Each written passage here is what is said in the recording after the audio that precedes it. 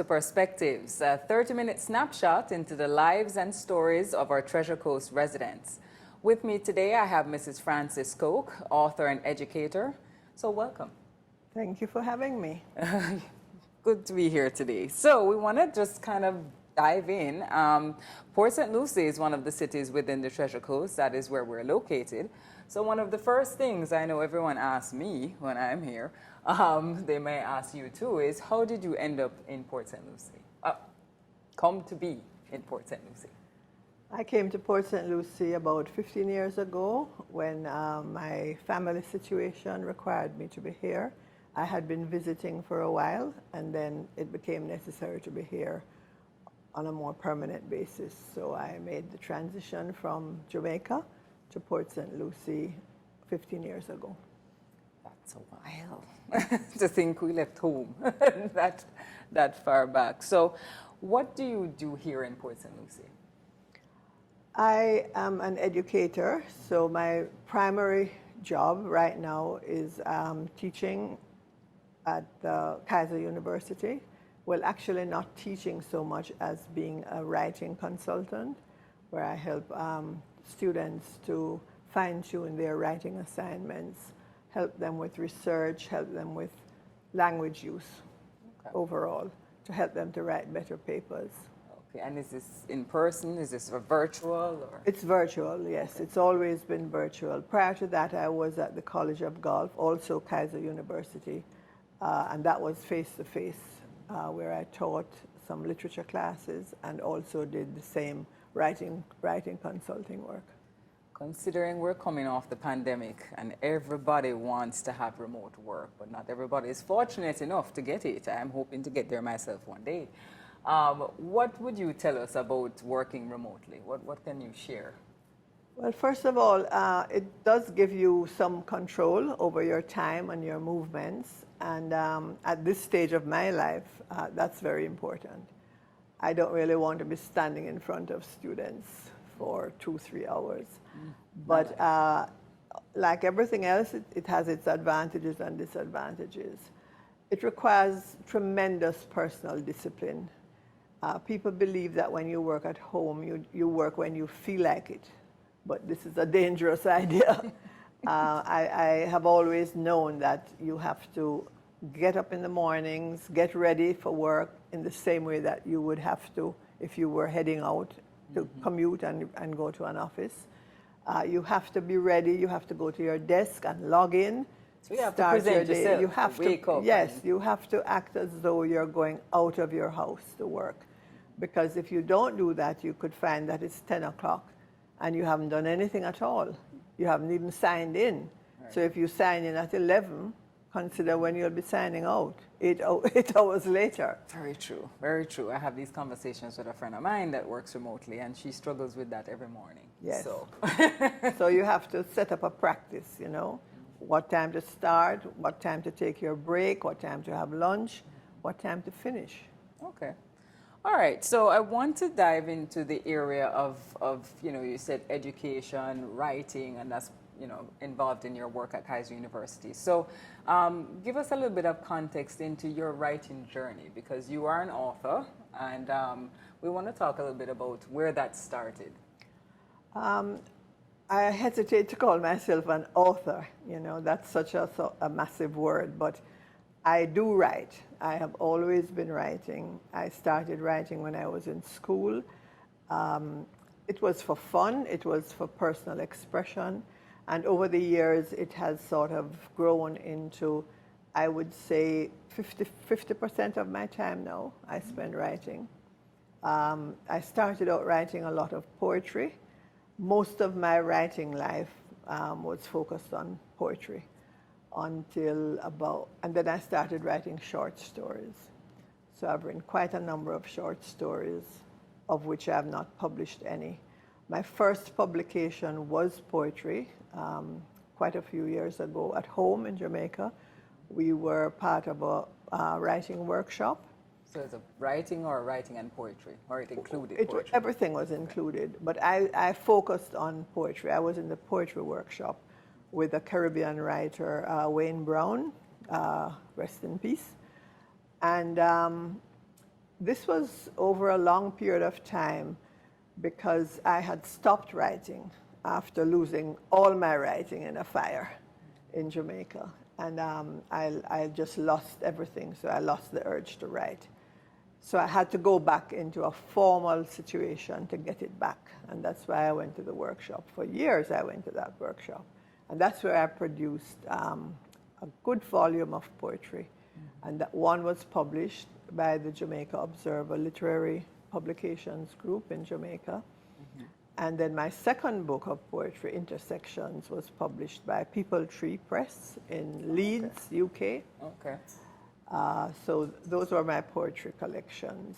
So the Balm of Dusk Lilies was the first publication? Yes, and that this was is the poetry. first one. That's all poetry. Okay. Yes. All right. So we have the work here, people, right? So these publications, you know, we'll tell you where you can find them.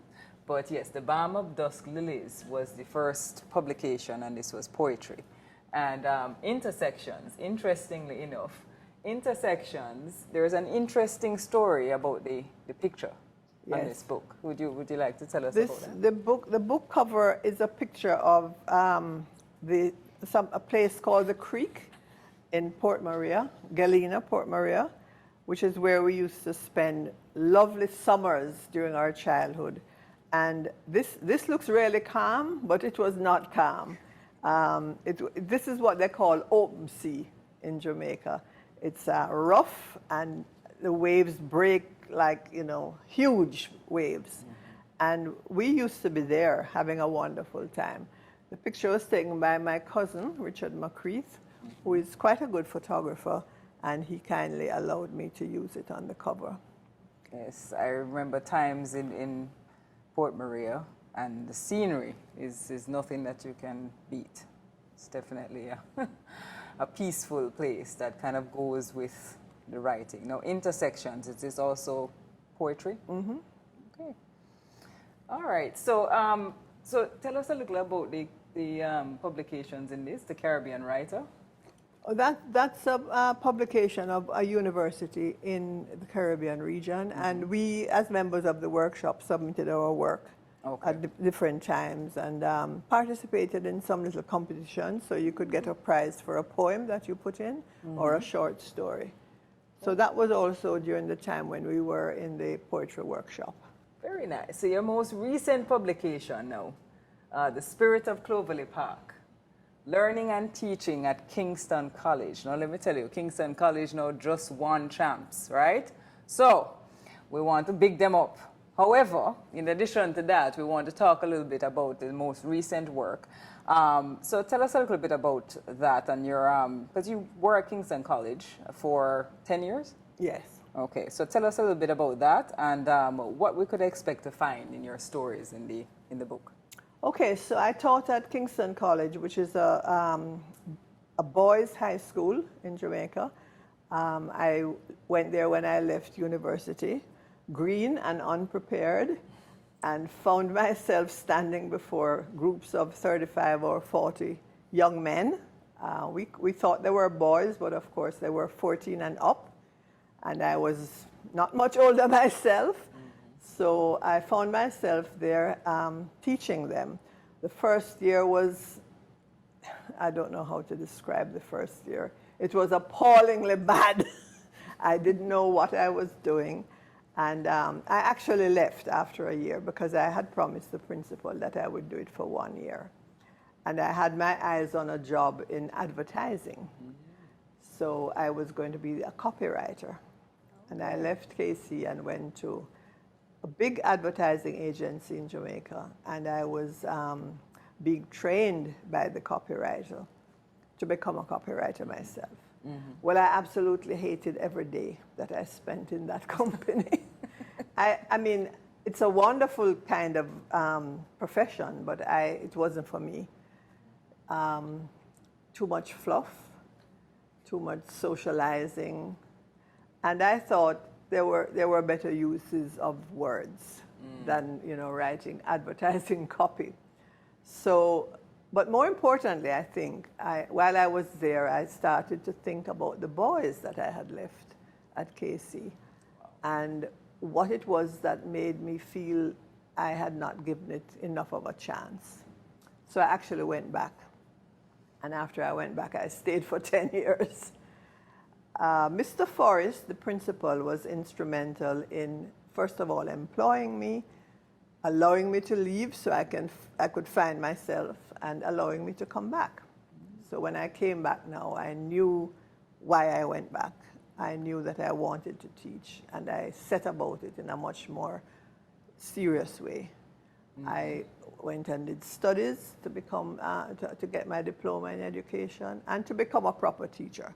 In the first year, I wasn't a proper teacher. Well, I think all first-year teachers have a period of adjustment, and so I would share in that. But also, you were recognized for your work with the Schools Challenge quiz team. Right. Well, when I went back and I was serious about being a teacher, I was really interested in finding ways to improve myself and to become an effective teacher. So I wanted to find ways to establish relationships with the students, not just in the classroom, but getting to know them outside of the classroom so that we could have a better sense of who we were. And the Schools Challenge program was a television program by Jamaica Broadcasting Corporation at the time. It's now Television Jamaica, TVJ. So for students who were not interested or skilled in sports, I thought they needed something where they could also be stars.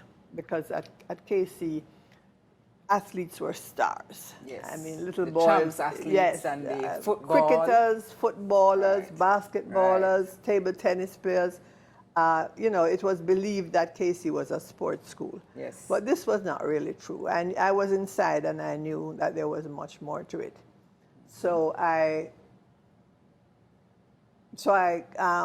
went into the Schools Challenge. I became the coach, gathered up the boys each year and trained them so that we actually won in my first year. Wow, okay. So, more stories to come. So we talk about teaching the boys. You left, you came back. You know, we're talking about Schools Challenge quiz and how important that was for those who are not athletes, because, you know, you have the champs, you have the footballers, you have the table tennis.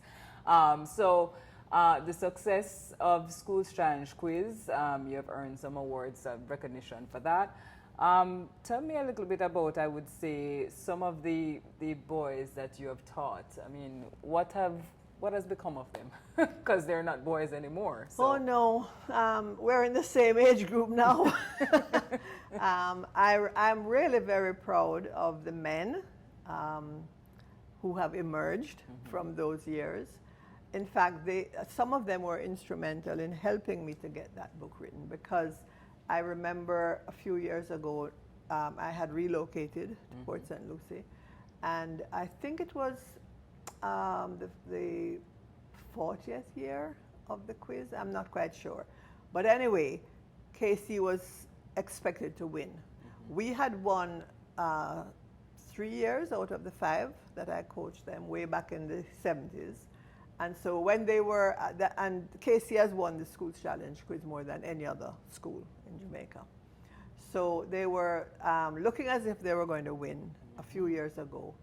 And these men who had been my boys were telling me to watch it and keep in touch. So when they actually won, when the school actually won, I received numerous emails from men who had been involved in Schools Challenge when I was there.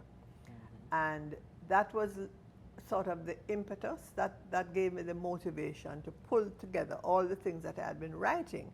I had been writing about my experience as a teacher, but I had not done anything with it. Right. And so when that happened, I decided, okay, I definitely have to write this book. Okay. And that was how I finished putting it all together so that it was published in 2020. And that's the Spirit of Clovelly Park. Right. Clovelly Park is the name of the premises where the school is located. And so the Spirit of Clovelly Park was what I picked up from the boys the commitment, the drive, the love of the school, which is quite unique. In The fact, purple power. Yes, some people believe that it's more than school spirit. Yeah, some people have said it's a little cultish, but Yeah. you know, the purple power, the fortis cadere cedere non potest. I guess you see that I'm biased, right? My initials are KC. So, but yes, so it really, even the picture on the book, you know, it is showing you the campus and the clover. Isn't that what they call the field? No, the That's not what Clovelly Park is Clovelly the Park entire entire premises. right, yeah. Okay. So, you know, you mentioned the teaching, writing of the book, and that being in 2020, of course, right before the explosion of the pandemic. Yeah.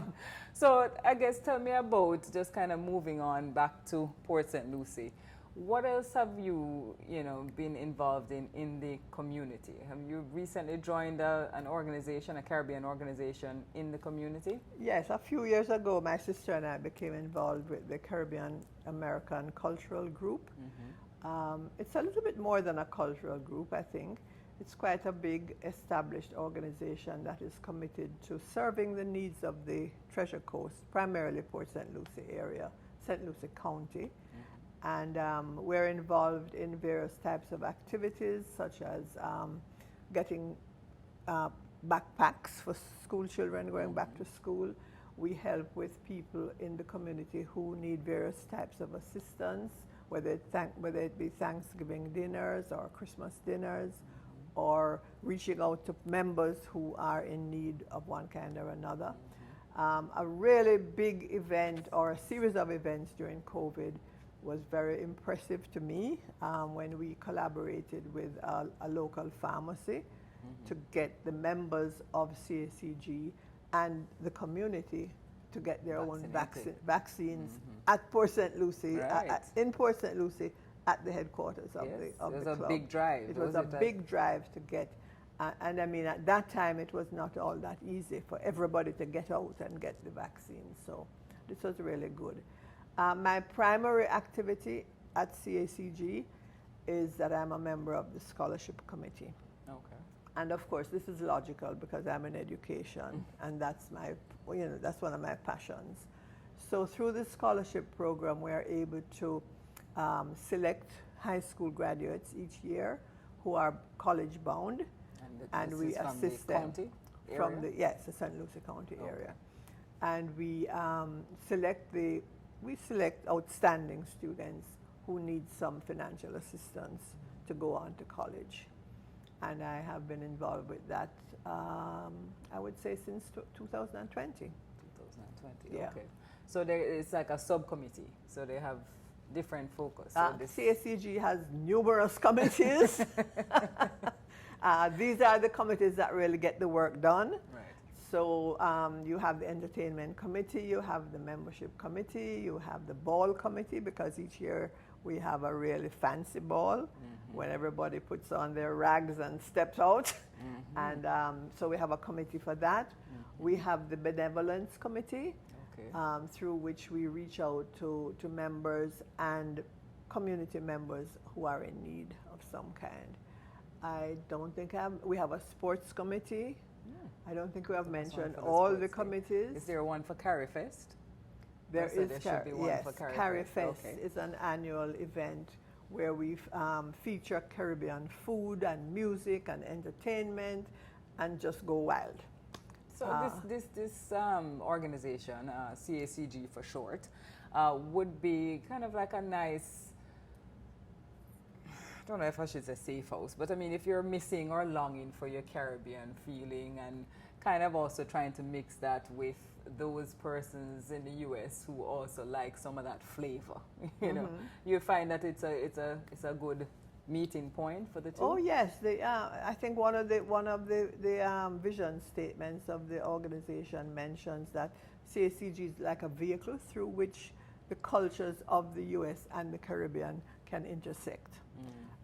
People in the community who are not from the Caribbean region can learn more about what it's like coming from the Caribbean. And of course, wherever we go as Caribbean people, we always make significant contributions to the communities in which we live. So this is not anything new. We also have the opportunity to mix within the cultures of the region, because we have members from different Caribbean countries. So although Jamaica may be kind of dominant in terms of numbers, we also have other activities where other Caribbean people get the opportunity to focus on their culture. Like CariFest is an example, well, right. because it's not focused entirely on Jamaican culture. And of course, we have like independence service each year for all the Caribbean countries that have had their independence celebrations around the same time. So if you're looking for somewhere to join to feel a little touch of home in wherever that place is in the diaspora, or even amongst, you just want a little bit of the flavor and you're from the US, it's a very good organization to join. We give back to the community, the local community. St. Lucie County includes Port St. Lucie and Fort Pierce. So if you are interested, definitely reach out if you want to join. But I kind of want to go back a little bit now. So tell us a little bit more about any contributions to the arts. Didn't you plays? Have you ever been involved in plays? Have you? I have written, I've written a couple of plays. One won a medal in the Jamaica Festival Commission. This is ages ago. But it actually was made a commercial. So it was a commercial success. Okay. And it was produced and put on two or three different occasions. Like originally when it was written, it was after it won a medal, it was produced. So what was that called?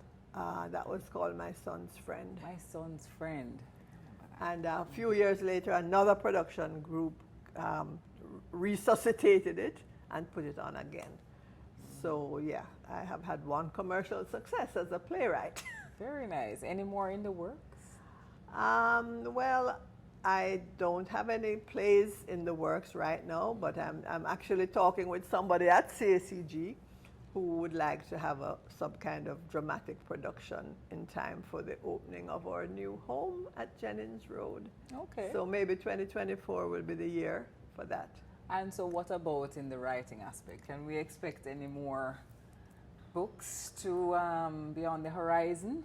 What are your thoughts on I what you do have a book that is a little closer than the horizon. Oh, okay. It should be published in 2024 early. Wow. That will be a novel, a Jamaican novel. So you were harboring secrets?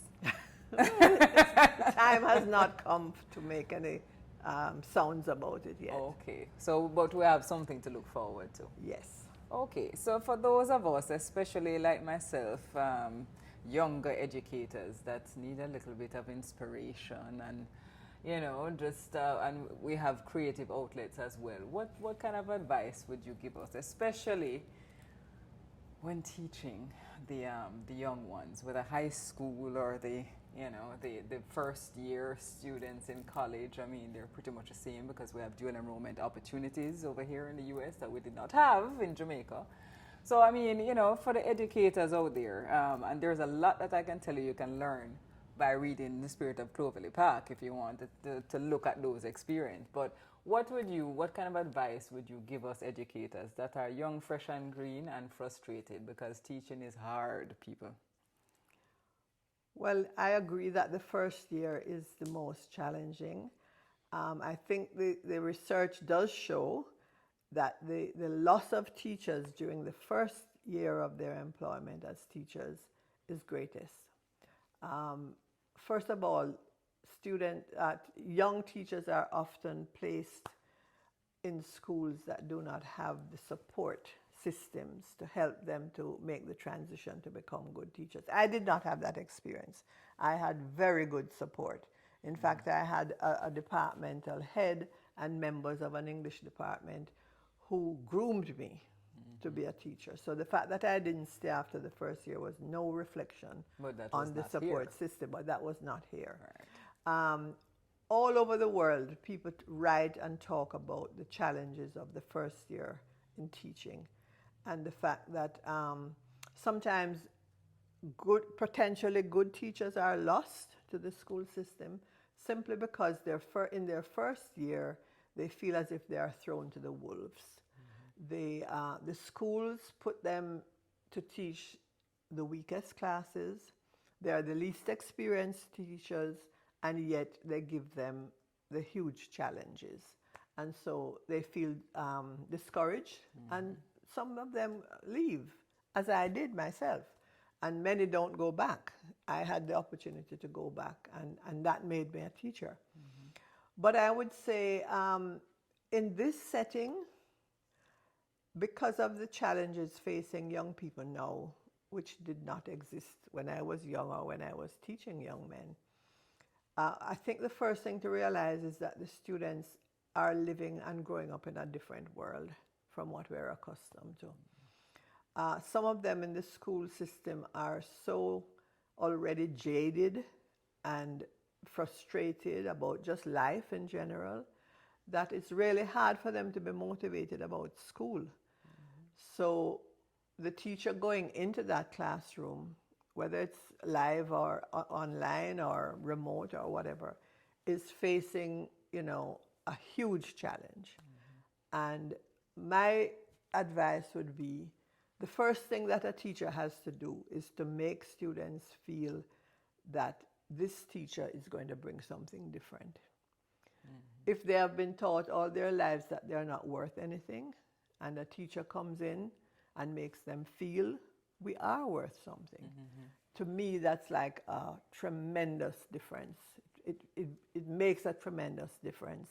They may not learn English, or they may not learn history or psychology or whatever it is, but if they can learn from this person, this young teacher, that somebody believes they are better than what they have been taught to believe about themselves, that gives that teacher a head start. Okay, so just a little bit more of a nugget, because that is good and it is inspirational, but I want to give them something actionable. What is the first step towards that for a young, fresh and green teacher that's placed maybe in a position, or in a classroom that he or she really doesn't have that much experience in, and definitely me not even be teaching a subject area that is as familiar to them? I don't think it takes any experience or significant skill to make students feel something is different about this one. This one is coming with something different. He or she believes that we can be more than we seem to be. So that would start with maybe coming in and giving them a, like a slogan or something for their classroom? It's like coming in and bringing a breath of fresh air into their lives. If it's turning the classroom in a different way, so that they're not stacked up against each other, but they can sit in a circle and see each other and hear each other and feel a part of something that they have not experienced before. If the teacher comes in and perks up the environment with flowers, plays a piece of music, puts up some posters, involves them in that process, so that they begin to feel, but this classroom is different. We don't know what it is, but something is different. Listens to them. If they're accustomed to teachers who just come in and talk at them for 40 minutes or 45 minutes, and whether they are listening or not, it doesn't matter. But this teacher comes in and listens to them, gives them an opportunity to say something, to say how they feel, to say why they don't like school, what prevents them from learning, engages them in a different way from the ways in which they have been accustomed to. Maybe many of these students have been told all their lives they are worth nothing. And this teacher now comes and says, why do you believe you are worth nothing? You have potential, you can achieve something. Look at people like you who have achieved something before. it's a different approach. It's a different feeling. They may want to come back to that class just because they felt different. And they felt that they could talk to you. Right. You know, if you're talking and having a conversation, it's a dialogue. So you're Right. not necessarily talking at them. Right. Then that hopefully helps to build the rapport, right? It so can. It's a It start. can. I'm not saying it's going to work tomorrow, you know, or in a week, So you have to keep at it. or it's going to work with 30 out of 35. It may work with 5 out of 35. But those 5 may talk to another 5.